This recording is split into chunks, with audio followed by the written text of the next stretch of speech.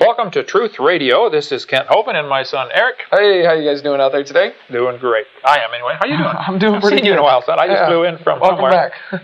Where was I? Orlando. Anyway, we're glad you joined us. We believe the Bible is literally true and scientifically accurate. We think the evolution theory is one of the dumbest and most dangerous ideas in the history of the world. And I taught science for 15 years and began creation science evangelism about 15 years ago. Now I've been traveling full-time as an evangelist, and Eric's been traveling 4.5 years? 4.5 years now. Yeah. 4.5 years speaking on creation. Let's read a few testimonies that have been sent to us, and then we're going to finish with some of the anti-Hovind websites that are quite a few out there, nearly 1,000. Testimony from Mark Roman. Just a letter thanking you for the great information your ministry provides. I am a naval medical officer currently deployed in Africa for 6 months. I will return to my home and base in Jacksonville, Florida sometime in March. I too have the desire to teach creation science as a ministry. I have been studying and researching for the past 3 years now. Hopefully I can start soon. I retire from the Navy in 18 months. I was teaching creation in a home Bible study group and I was leading before I was deployed to Africa. I attended Vineyard Christian Fellowship of Jacksonville. I have your entire teaching and debate series and DVD here with me in Africa, and I study them daily. Thank God for laptops. Amen. Along with other great creation science ministry resources on the seminar or on the internet. I look forward to seeing you on April 18th. On April 18th, I believe in Jacksonville, Florida, at Trinity Church. Keep up the good work. God bless your ministry there and everyone working there. Well, amen. These videotapes go everywhere. I got a call at 3 in the morning one time. Phone rang. I sat up, said, hello. They said, hey, I'm watching your videotape. This is great. I said, where are you? He said, I'm in Saudi Arabia. I said, the world's round, you know. It's just dark on my side. He said, oh, yeah, there's a time change, isn't there? I said, yeah, a couple hours from Saudi Arabia to Pensacola, Florida. 9 hours. Anyway, I'm glad you enjoyed that, Mark. Appreciate that. Spread it around. If you want to come visit our ministry this September 17, 18, 19, we're going to have a Southeast Creation Conference. And anybody's welcome to come, $50, and you get, for that, you get into all the sessions. You get an audio tape of every single session and a nice little binder we're going to give out to everybody who comes of all 18 sessions, even those that you can't get to because there'll be 3 going at the same time. We'll tape them all.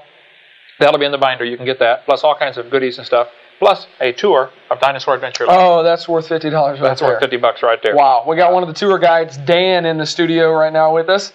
Dan, it's worth the tour, isn't it? $50 just to have Dan give you show you around this place.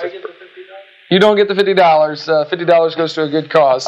I will tell you about that later. Okay. Anyway, we are looking for debate opponents for our radio show. If you want to get somebody who believes in evolution willing to call in, they can call in and be on the program. Our number is 877-479-DINO, 877-479-3466 if you're in the U.S. Otherwise, call 850-479-DINO. Same thing, 850-479-3466, and we'll be glad to take questions or comments. Sometimes we tape programs and have to re-air them. So if we're not live, there should still be a secretary alive, we hope, by that time. Yeah. At least somebody will be alive. Okay. One more testimony, and then we'll get into some anti-Hovind websites here. Testimony by Tim Watts here, writing in. He says, I just wanted to say thank you for your ministry. Your scientific knowledge is outstanding. By the way, Dad, yep, you're pretty smart. Okay. My dad has been making a lot of tapes, and people are now seeing the light. The light of the world, that is. The church I attend, First Baptist Orange City, Florida, has a targeted discipleship ministry going on, and I'm trying to get your videos shown. Because too many Christians believe that God created us through evolution, called theistic evolution. Right. And that's wrong. It discredits all we believe. I want to thank you, and I'll keep praying for you and everyone involved in this ministry. With love, Tim Watts. Amen. And That's by the way, the truth. The videos have never been copyrighted. That's right. It's probably cost us a fortune over the years, but hey, we're trying to win the war, not build a mansion. That's not build a castle. Right.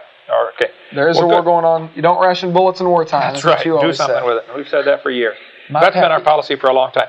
Okay, what we've done for the last several broadcasts, we're going to finish up. We've been dealing with different anti-Hovind websites. I don't feel I have any need to justify what I teach. I mean, we try to teach the truth. We try to stay right down the line. We try to maintain creationist integrity and Christian integrity as much as possible. We want to know the truth and teach the truth. We believe the evolution theory is absolutely dangerous.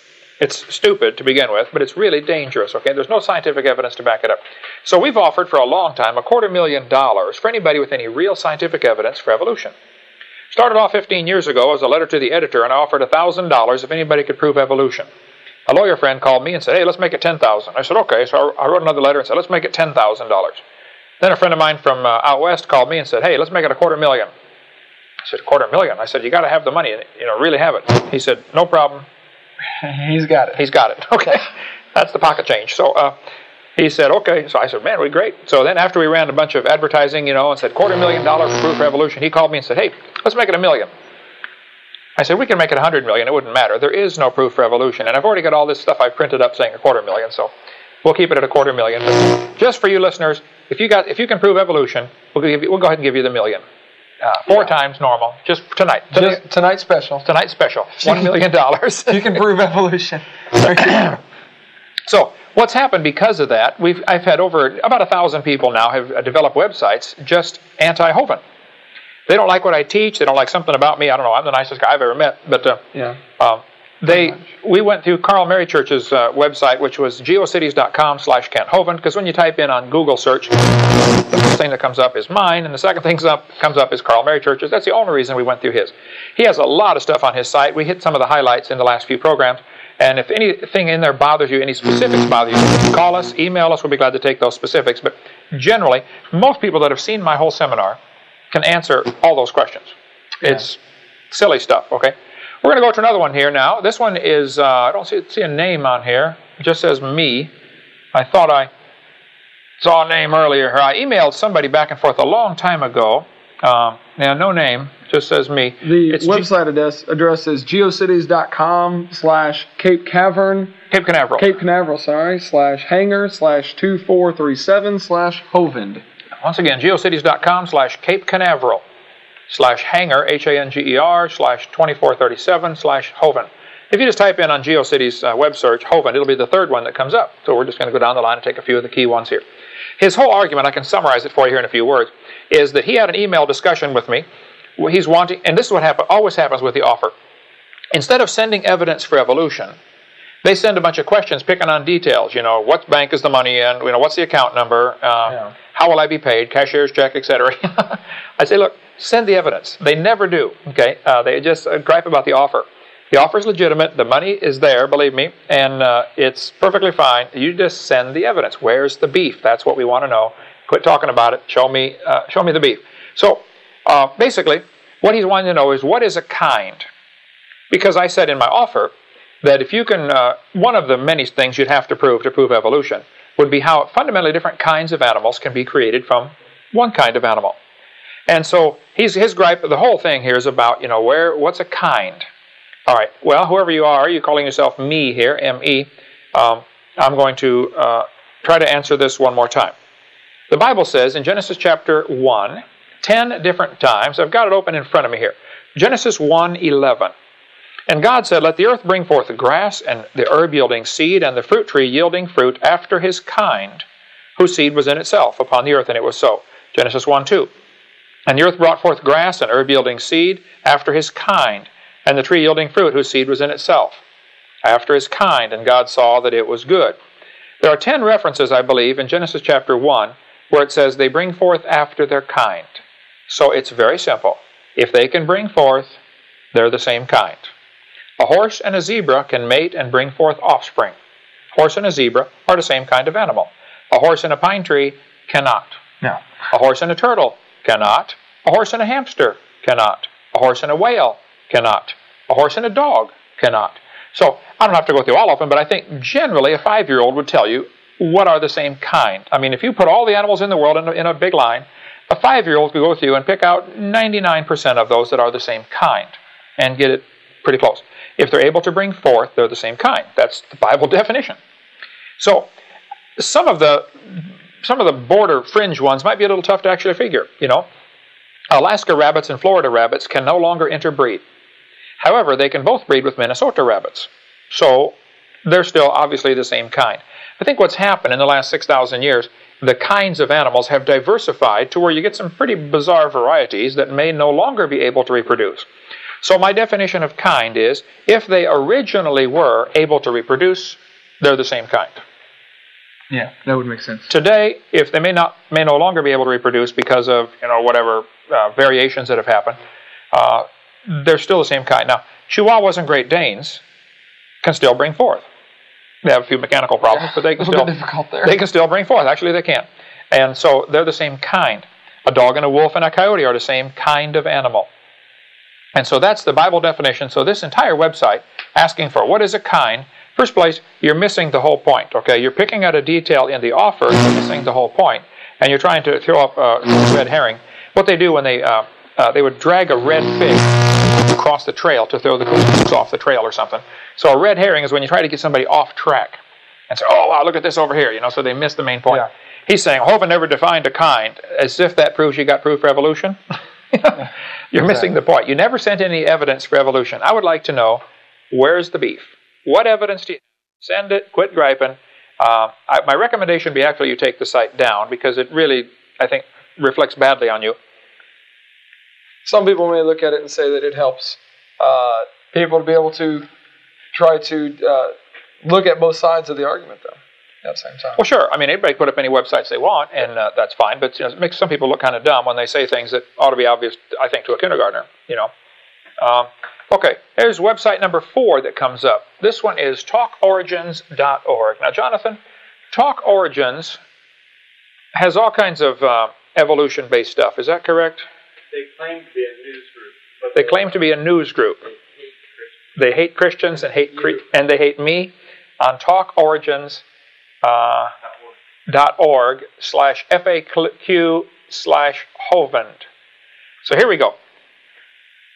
Kent Hovind, who calls himself Dr. Dino, is a charismatic proponent of the young earth creationism who enjoys enormous popularity with audiences and web forums participants from around the United States. Well, thank you. They said something nice. Pretty nice. We're not very far into it, though. It's okay. He runs Creation Science Evangelism, and thank you for the link. By the way, nearly all of these guys link to us, which is good. Yeah. Appreciate that, guy. Yeah. Like people were saying about the disciples were saying, well, there's people out there preaching Jesus Christ, and they're not with us. He said, hey, Christ is preached, whether of envy or contention. So I think the truth gets out. Yeah. So I think, believe it or not, some of these anti-Hovind sites are doing more good for the creation cause and the cause of Christ than they realize. Certainly than they want to. Certainly more good than they want. Simply looking at the arguments, it does not take a rocket scientist to figure out what's going on here and the truth, So, yeah, you're right. Well, I'm going to go through these, and if you spot any particular ones you think we ought to hit, let me know here. He's got a whole bunch of links here to all the other anti-Hovind websites. Of course, they all do that. They link to each other. Here's... he's got a link to arguments we think creationists should not use. We addressed that on the last program. I think I made my stand once. I don't think it's worth fighting with another Christian brother over this. And I think it's basically straining at gnats and swallowing camels in some cases here. Okay, second paragraph. How good are the young earth arguments? He goes through and lists some of the young earth arguments. You wanted to go through some of these, right, Eric? Well, just to show them. I mean, he goes through every single one that you offer. When you click on that link, talks about it only takes one proof: the shrinking sun, accumulation of cosmic dust. Okay, well, let's just go one at a time. Comments. Is it true that it only takes one proof to show that the Earth is not billions of years old? He says in his article there, he says, no, this is the erroneous detail that your silver bullet is gonna do the damage and do everybody in. Well, in a court of law, this links to another website which I just went to, talkorigins.org. Hovind, How Good Are the Young Earth Arguments, by Dave Madsen. And he says that it's not correct that only one proof of a young Earth would prove it. Now, Dave, in a court of law... I was just in court today. You were in court today over... Some kid stole our moped, and we had to go down there and testify, and all. You had to go down there. Anyway, got the moped back, by the way. We're going to try to win the kid to the Lord. We're not his enemy. Yes. He's going to be in trouble for a lot of things for a long time, but once he gets out of jail, we're going to try to win him to the Lord. Try to help him out. By the way, we donate videotapes to prisons. If a chaplain writes us a letter, we donate a set of tapes. And yes, if you'd like one, feel free to write in. We'd love to get them to you. They've made a big difference in prisons around the world. Thousands of prisoners have accepted Christ because of those things. Emails, letters. Have you told the story to the listening audience of Hippie? Or do you have time to share that real quick? Sure. Well, I get so many calls. One guy said he was in prison, and we donated a set of tapes to the prison in Pennsylvania, and this guy loved the tapes, got saved. He said, this is great. He went to Hippie and said, you got to watch these videotapes. Hippie's the guy that everybody was afraid of in the prison. And he said, I don't want to watch no videotapes. He said, come on, Hippie. He said, all right, what's it about? What's it about? He said, it's about dinosaurs. He said, I sure ain't going to watch no tapes about dinosaurs. So he finally, sweetly talked him into watching one. He said, all right, I'm going to watch 10 minutes. And if I don't like it, I'm getting up and leaving. He said, okay.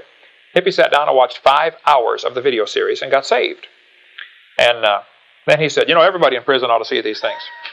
And if Hippie says everybody needs to see it? So for the next, I forget how long, everybody was watching tapes. They had over 20 former drug dealers saved in the prison while watching the video series. Dealing for Jesus now, amen.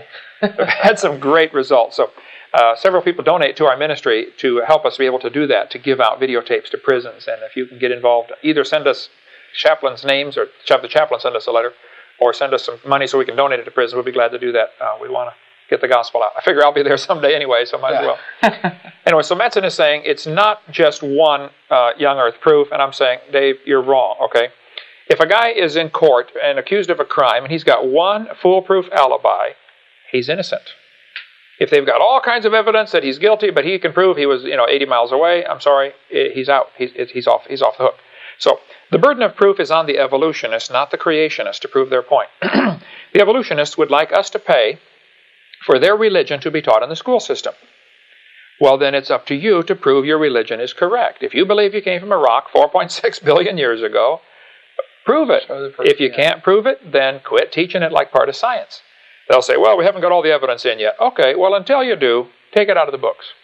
Until you can prove it, it's got no business deserving the status of science. Okay, it's not a science, it's a religion. I think a dumb one at that. But hey, it's okay to have a dumb religion. If you want to believe Grandpa swung from his tail, that's fine. You go ahead and believe that.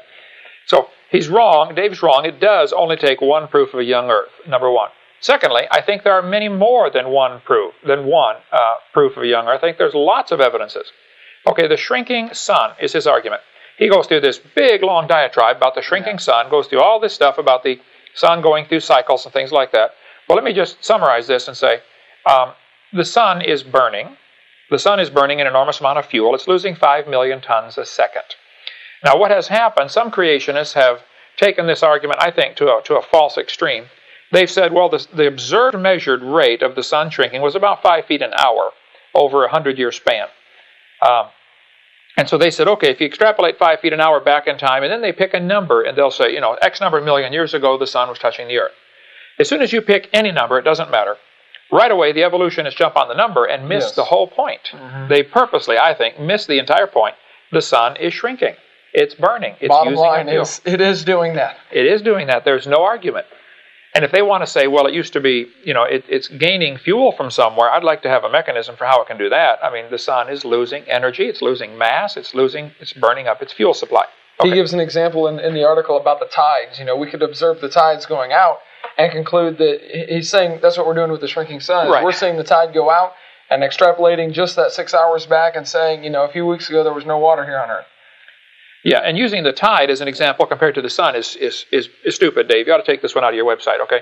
Everybody knows the tide goes up and down. We don't have any way of adding to the sun. We know the tide's going to come back in because it's caused by the Earth turning under the moon. So it's not correct to say this. This is a false analogy here. And what you've done, what a lot of students did when I taught school, you've given a long answer to make it look like you said something. Okay, I taught school, and some kid, the less they know, the more they talk about it, And that's the case here with this one. Got about 1 minute and 10 seconds left here. Till the break. Okay, so the sun is burning. Now, he says, hope and proof number one is that it limits the sun-earth relationship to less than 5 million years.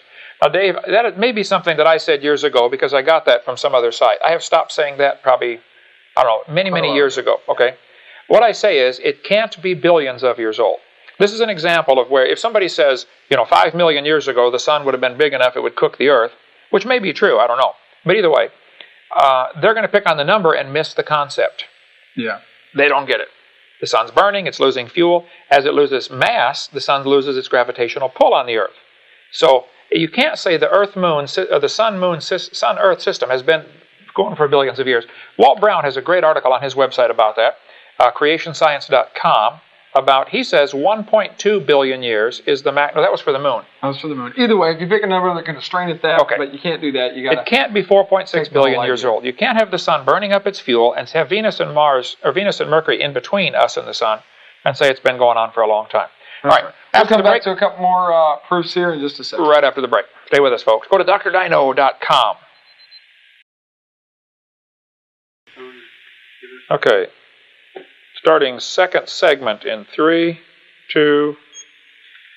Welcome back to the Creation Science Hour. Eric's running a couple errands for us here, but if you'd like to tune in and be on the program, tell your friends to call in. They can call in and join us live, or they can AOL Instant Message us. Just go to Dr. Dino Live, and you can AOL Instant Message us, or go to our website, drdino.com, and then from drdino.com, you go to the Creation Science Hour link, and then to the AOL Instant Message.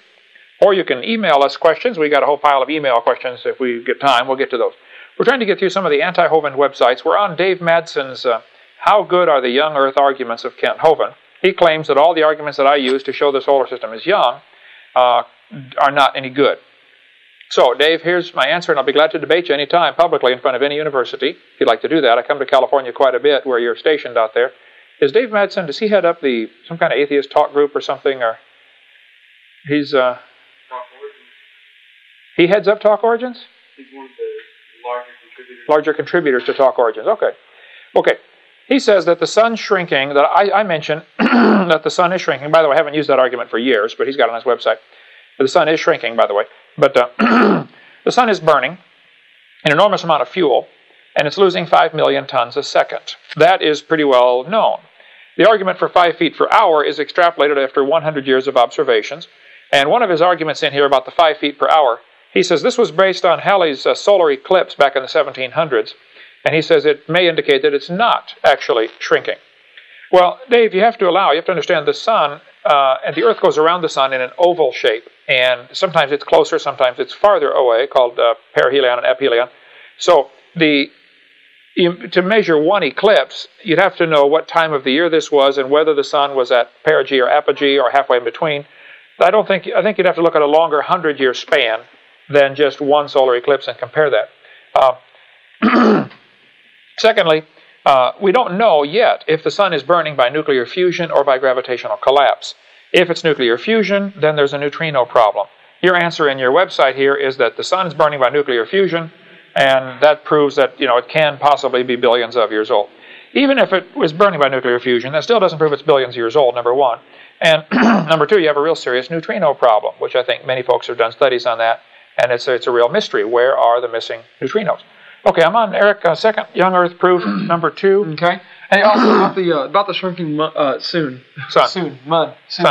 Moon and sun. There we go. About the shrinking sun. We do mention that on our videotape number 7 currently. Right. And we explain the two different arguments and everything, though, at the same time. Right, that's true. It's no longer as one of the part 1 proofs of a young Earth, but right. I think it still is a legitimate argument that, and by the way, look at this from a bigger picture. Proving the Earth is billions of years old is only the first obstacle the evolutionist has to overcome. He's got a long ways to go. I don't think they can pass the first hurdle. But if they think the Earth is billions of years old, that still it doesn't help their theory at all. It doesn't prove that life evolved from non-life. It doesn't prove any of the 6 types of evolution for sure. Right. That's just the first obstacle. They have to have billions of years to hide their fairy tale in. Long ago and far away. Yep. That's how you hide any fairy tale. Okay. His second one is the moon dust accumulates. And it said I mentioned in my seminar, the moon dust would be much deeper if the moon were billions of years old. And that is exactly correct. This is one that I do not use in my seminar, have not for years, other than bringing it up if it comes up in Q&A. I have it, I give some historical quotes. For instance, in 1955, in the monthly notices of the Royal Astronomical Society of London, volume 115, page 585 through 604, Littleton, the famous astronomer, said, Littleton felt the X-rays and UV light striking exposed moon rocks, quote, could, during the age of the moon, be sufficient to form a layer over it several miles deep. And that's found in more than just this one book. In many places, they're quoted as saying, there is going to be a lot of dust on the moon. Well, in 1959, Isaac Asimov said, I quote, I get a picture, therefore, of the first spaceship picking out a nice level place for landing purposes, coming in slowly downward tail first and sinking majestically out of sight. So in 1959, they thought it would be a problem to land on the moon. Now, Madsen says on his website that the Ranger and Surveyor programs basically determined there was not a dust problem. Okay, I agree. I agree there was no dust problem. But how does that reflect on our argument that says this proves the moon is not billions of years old. Exactly. You're stating my point, I think, Dave. Yeah. You need to look that over again. Look, there isn't any dust there. See? Okay. That's what we're saying there, buddy. He gives a couple of quotes here. One from a lunar surface conference held in April, late in '63, on the lunar surface layer. McCracken in Dublin state, the lunar surface layer, thus formed, would therefore consist of a mixture of lunar material and interplanetary material, primarily of cometary origin, from 10 centimeters to 1 meter thick. The low value for the accretion rate for the small particles is not adequate to produce large-scale dust erosion or to form deep layers of dust on the moon, for the flux has probably remained fairly consistent during the past several billion years. Okay, well, these guys can certainly think it probably could have remained consistent for billions of years if they want, but that's just guesswork, okay? This was 1963, again, before they went to the moon. Now, you need to understand, if the moon, the moon dust problem, I think is still a valid argument, though I think creationists should use that with some caution. It's not a proof, it's just a good argument. It's logical to assume that space dust would gradually be vacuumed up by all the planets going around. The sun is going to pull in, or the planets are going to pull in the larger particles of dust by their gravitational pull. Right. And the smaller ones are going to be driven out by the Poynting-Robertson effect mentioned in Walt Brown's book, Creation Science, or In the Beginning, by Walt Brown, which we sell on our website, or you can go to his website, creationscience.com, and get it. Do you know off the top of your head what that effect is? Why would those be? The Poynting-Robertson effect is the solar wind, the light pressure. You've seen those little glass balls with the little veins in there. One side's black, one's white, and you just shine a light on it, it starts spinning. Right. The light itself has a pressure, and that's going to drive the real tiny particles out away from the sun. The bigger particles would be attracted. Right. They're too small to have a gravitational pull, actually. But so the point is, as time progresses, there's less dust. So if they go up there in the 60s or 50s or 60s and measure the dust, or if they even measure it on Earth, dust accumulation, all of the measurements are taken in the last 50 years. It would be expected that there would be less dust then than there was 1,000 years ago or 2,000 years ago. So the accumulation rate that we're observing today is still enough to make it a problem.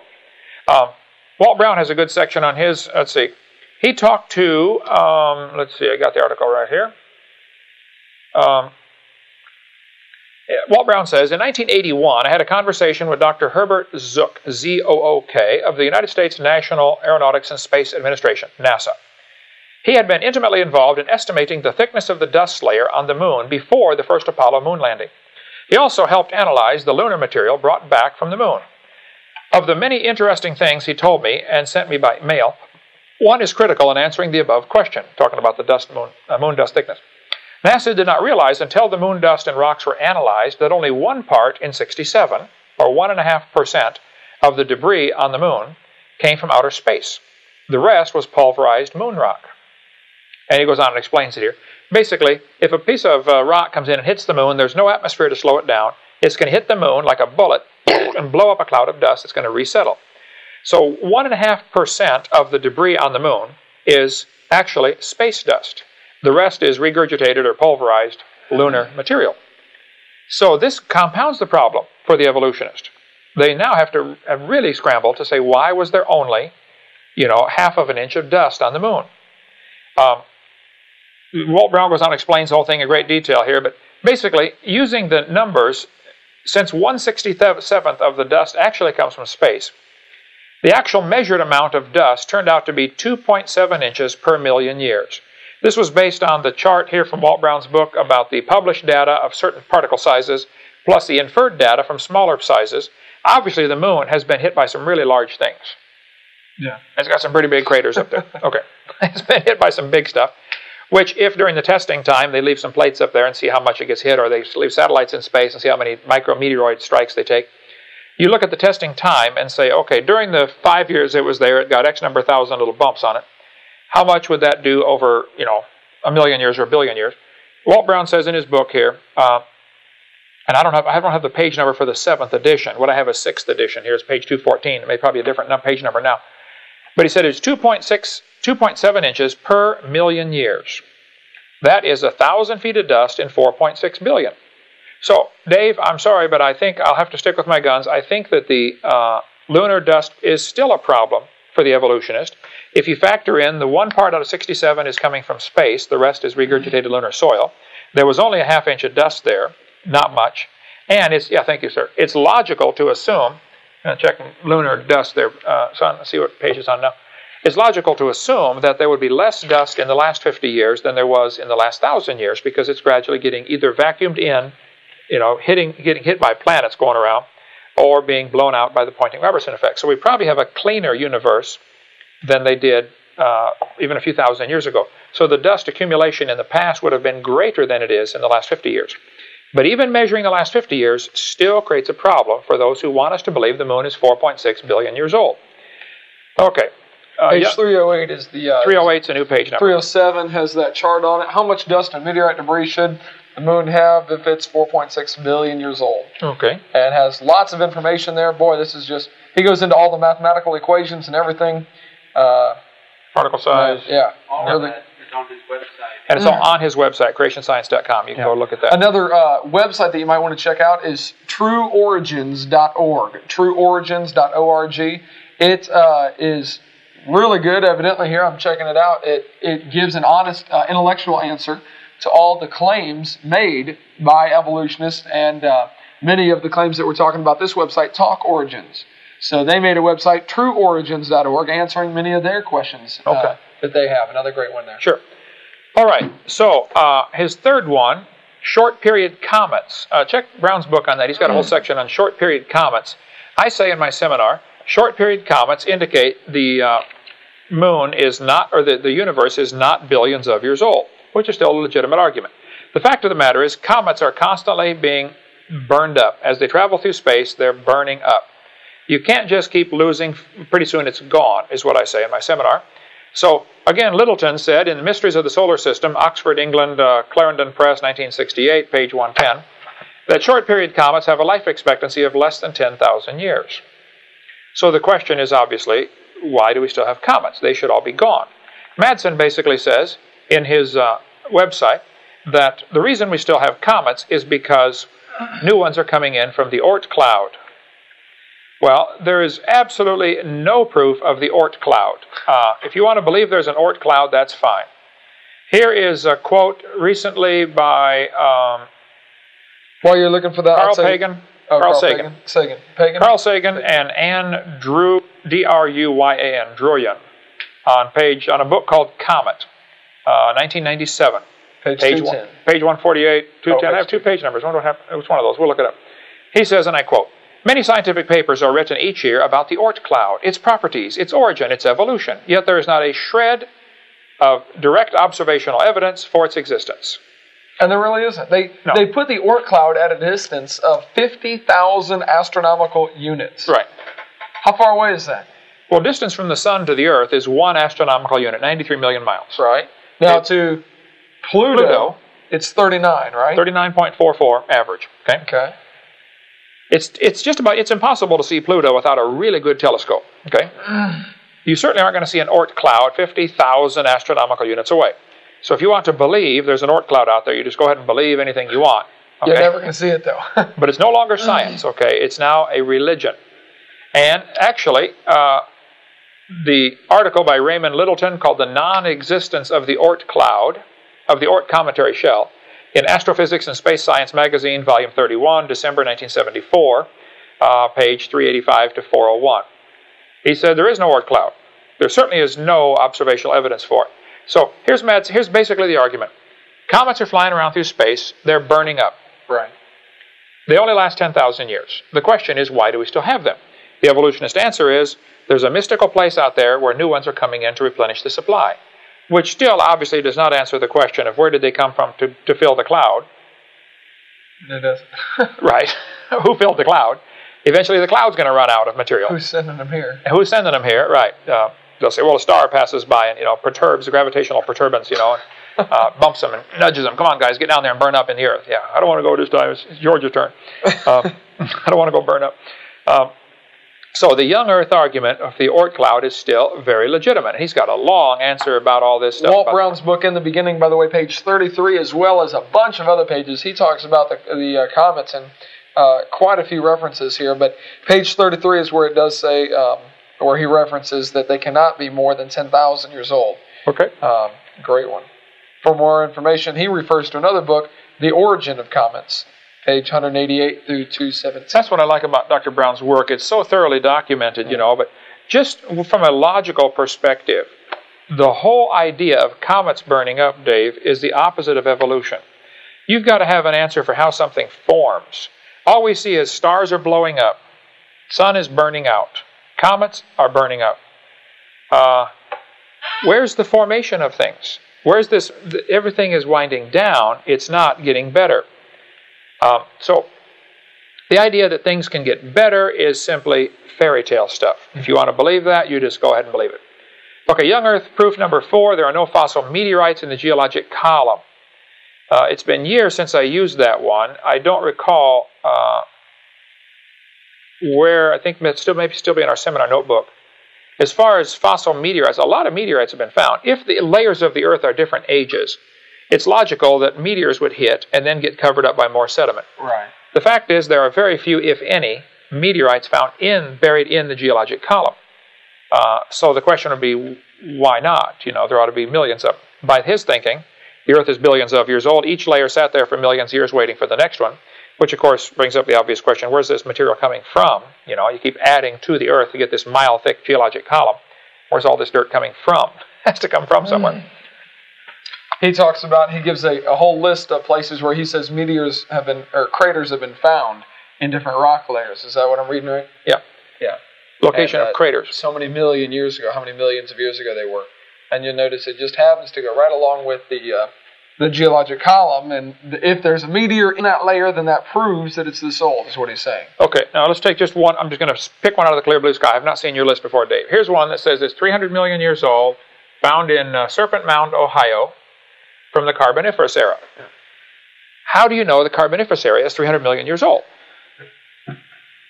All that he knows. I know how they think they know. How do they think they know how old the layer is? Probably based on what they find in it. Because coal is found in it. They've already got this theory that coal formed 200 million years ago, 250 or 300 million years ago. Therefore, the layers are dated by the fossils, and the fossils are dated by the layers. So if you find coal, the coal is 250 million years old because the carbon. Right. So therefore, since there's a hole in the coal, it must be 300 million year old meteor strike. Therefore, that proves there are fossil meteorites. Real stretch there, Dave. Okay, we got to take a break in about 20 seconds. We'll come back and take a few more of the young Earth proofs. But if you want to get on our website, drdino.com, you can get our video series, Creation Science series on drdino.com. You can still get it in time for Christmas if you call quick. Today's date is, whatever it is, December 15th or 16th or something in there. I just got off an airplane. I'm a little behind schedule. But if you can get on our website, go order our materials, great Christmas present for a friend, get somebody saved. So go to drdino.com and take a look at our stuff. If you have any questions or comments, you can email us, drdino.live, and we'll get to your questions as quick as we can. Thank you. All right, folks, welcome back to the final segment of Creation Science Hour. This is Kent Hovind in Pensacola, Florida, and my son Eric. Hello. And we're dealing with some of the anti-Hovind websites. Since you got to carry on the Hovind name here, son. Yeah. That's fine. Basically, we believe the Bible is literally true and scientifically accurate. We think the evolution theory is one of the dumbest ideas in the history of the world. And if you would think you came from a rock, you can just go ahead and enjoy yourself.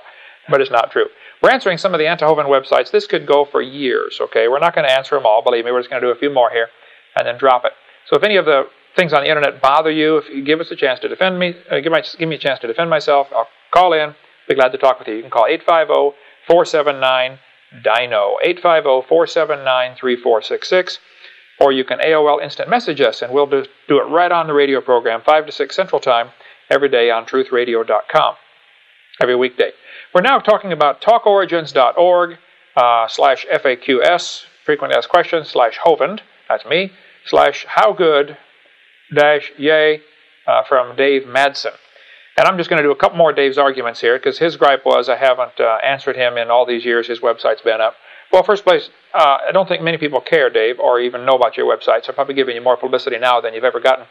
But the fact is, it doesn't matter what you think in a broad sense. What does God say is all that matters. And God says He made the earth in 6 days about 6,000 years ago. And His opinion means a lot more to me than you or anybody else out there. So there is, Jonathan says there's a long dissertation on trueorigins.org.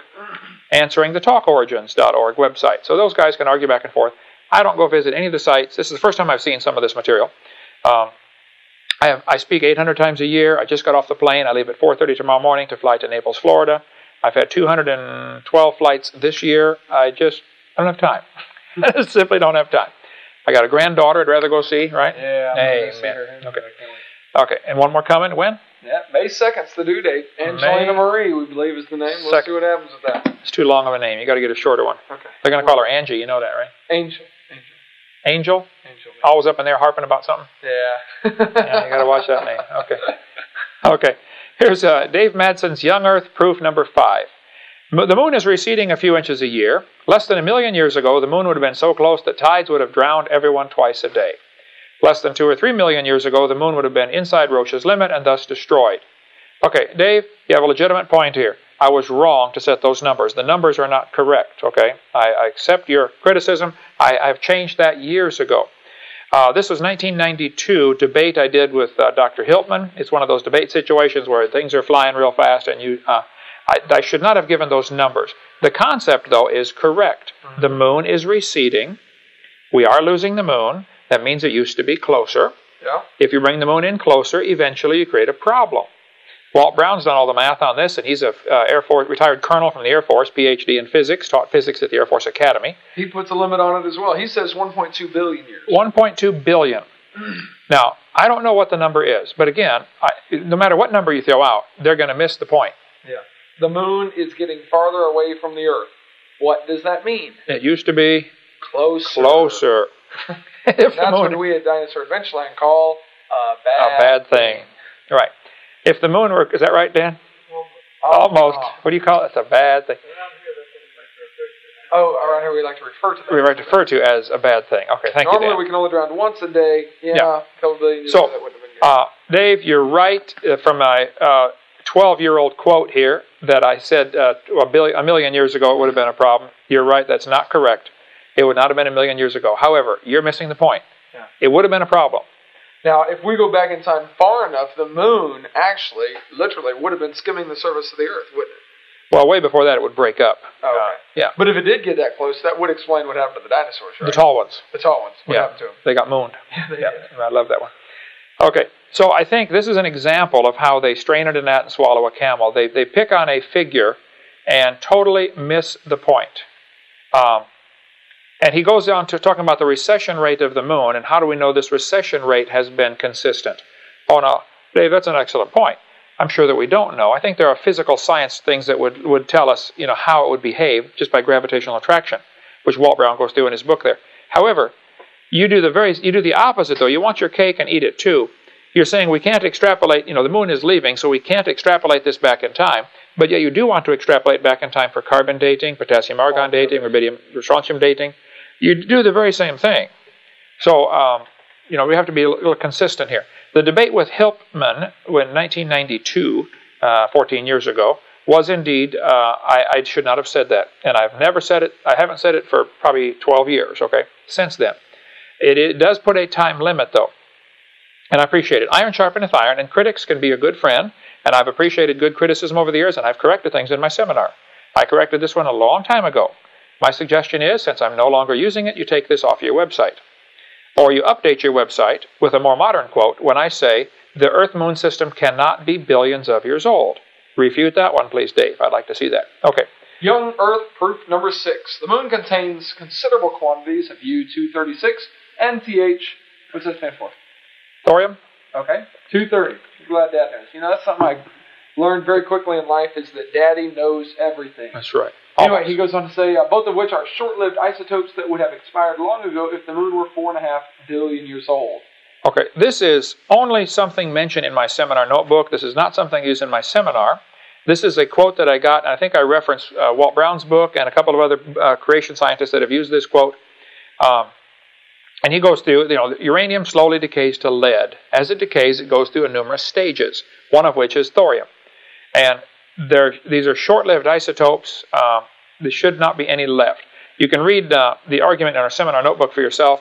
We're going to run out of time here with our 12 minutes. Let's just take a couple more quick ones here, and we'll have to call it a day for that one. I get to go be Grandpa. Is that right? Is she coming over? Yes, she is. Amen. Okay. It's a deal. Let's see. Young Earth proof number 7. Space dust would be vacuumed out of the solar system if the Poynting-Robertson effect is in a few thousand years. Since that's not the case, the Earth is very young. This, again, is from... I could look in my seminar notebook. It's not something I use every day in my seminar, so I don't recall where I got this from. The concept, though, is what I want you to try to get.